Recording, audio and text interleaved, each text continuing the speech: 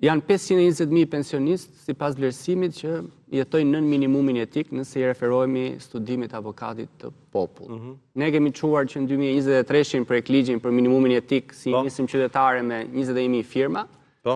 Dhe Kuvendi i Shkuar i Shqipërisë në mënyrë, si thua, të turpshme, na i ktheu mbrapsht në muajin gusht, me që përfundoi sesioni dhe na u shpreh në atë shkresë. Unë jam pjesë e komitetit nësimtar që na vjen keq, por nuk patëm mundësi ta shqyrtonim.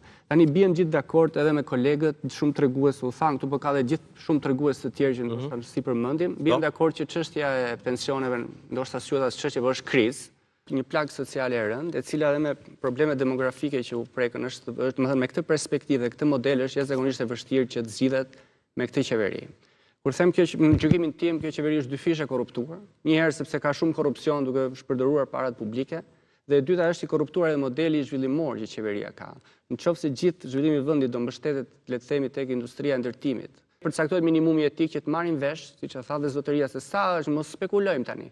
Sa është ky niveli i pensionit dinjitos? Ne i referojmë avokatit popullit me inflacionin, se ka disa vite që është bërë studimi, sot minimumi mund vlerësohet rreth 210.000 lekë të vjetra. Nuk e ka thënë pensionistëve që ky premtimi 400 euro është vetëm për ata që marrin pension të plot. Ne organizuam disa protesta, disa ishin para se t'i jepej bonusi, por pati protesta edhe pasi u dha bonusi.